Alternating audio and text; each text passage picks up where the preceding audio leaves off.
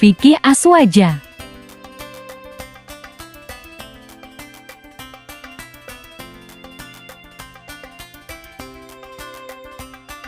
Soal pertama, apa yang dimaksud dengan mazhab dan jelaskan hukum bermazhab bagi orang awam, mujtahid, dan ulama yang belum mencapai derajat mujtahid?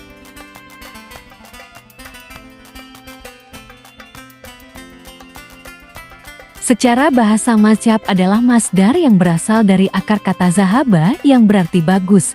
Sedangkan menurut istilah mazhab adalah pendapat atau metode seorang ahli fikih yang diikuti oleh para pengikutnya yang menisbatkan diri kepadanya. Hukum bermazhab bagi orang awam wajib hukumnya bertaklid kepada para ulama. Adapun bagi para mujtahid, maka ia wajib berijtihad dan tidak boleh bertaklid kepada mujtahid yang lain, walaupun mujtahid yang diikuti tersebut adalah sahabat, dan untuk orang yang pandai agama namun belum sampai ke derajat mujtahid. Para ulama berbeda pendapat terkait golongan ini.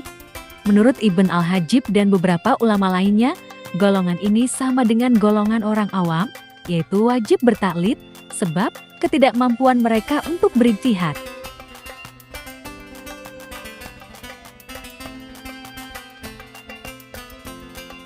Soal kedua, mengapa kita harus mengikuti mazhabib al-arba'ah bukan mazhab selainnya?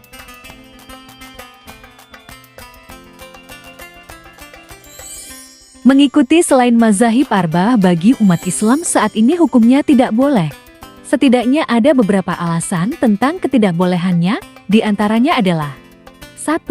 Pada saat ini, tidak ada sanad yang bersambung yang dapat dipertanggungjawabkan kepada selain mazhab arba'ah.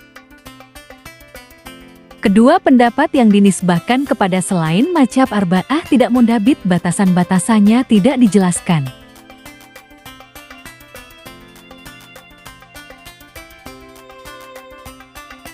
Soal ketiga, sebutkan sumber hukum menurut mazhab Hanafi, Maliki, Syafi'i, dan Hanbali.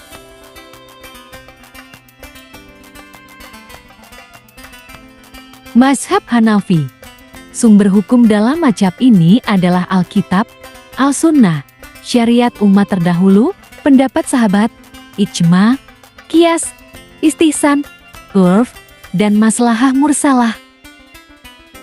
Mazhab Maliki. Sumber hukum dalam mazhab ini adalah Alkitab, Al-Sunnah, Al-Ijma, Al-Qiyas, amal penduduk Madinah, maslahah mursalah, Sat al-Dizariyah, Huruj min al-Khilaf, dan adat.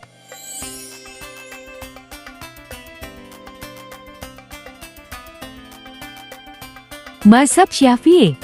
Sumber hukum dalam mazhab ini adalah Alkitab, Al-Sunnah, Al-Ijma, Al-Qiyas. Mazhab Hanbali. Sumber hukum dalam mazhab ini adalah nas Al-Quran, hadis, ijma, fatwa sahabat. Apabila para sahabat khilaf, maka yang diambil adalah fatwa yang paling mendekati Alkitab dan Al-Sunnah, hadis dhaif, dan qiyas.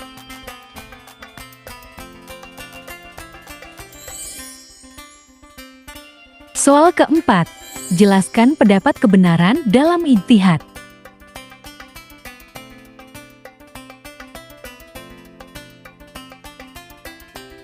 Menurut Al-Ghazali, sebagaimana para ulama yang berpaham musyawibah, semua mujtahid benar dalam ijtihadnya, sebab perintah Allah kepada mujtahid dalam permasalahan yang tidak ada naskati penunjukan lafal atas maknanya dapat dipastikan bukanlah mengikuti kebenaran, akan tetapi mengikuti perkara yang menurut dugaan mujtahid perkara itu benar. Menurut mereka, tidak mungkin Allah mentaklif hambanya untuk mengikuti kebenaran padahal dalil yang diberikan kepada mereka adalah dalil yang tidak jelas atau dapat dipahami secara ganda.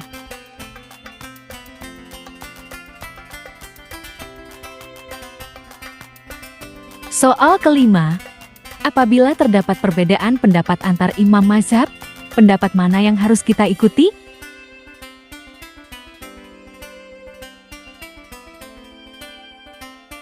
Apabila para imam mazhab berbeda pendapat dalam sebuah permasalahan, maka kewajiban orang awam adalah mengikuti mazhab yang ia yakini paling unggul dibanding mazhab lainnya atau minimal setingkat dengan mazhab lainnya, walaupun dalam kenyataannya mazhab yang ia ikuti diungguli oleh mazhab yang lain.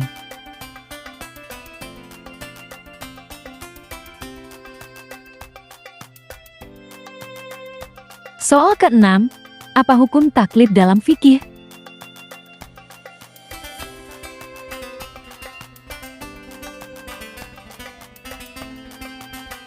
Taklid dalam permasalahan fikih yaitu wajib hukumnya bagi orang awam taklid kepada mujtahid.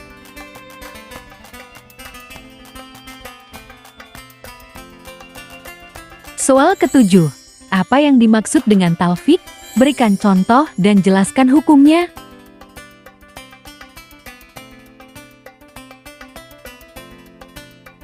Talfik adalah mencampur adukan dua pendapat sekiranya dari percampuran itu menimbulkan hukum baru yang tidak dikatakan oleh dua imam yang dicampur adukan pendapatnya, seperti seseorang wudhu dengan mengusap sebagian kepada dengan taklid kepada Imam Syafi'i dan menyentuh lawan jenis yang bukan mahram tanpa syahwat dengan taklid kepada Imam Malik, lalu orang tersebut salat. Baik menurut Imam Syafi'i ataupun Imam Maliki, keduanya sepakat tidak mengesahkan salat orang seperti kasus tersebut. Alasan Imam Syafi'i salat orang tersebut tidak sah sebab menyentuh lawan jenis tanpa syahwat, dan alasan Imam Malik sebab orang tersebut tidak mengusap seluruh kepalanya, melainkan hanya sebagian kepala saja.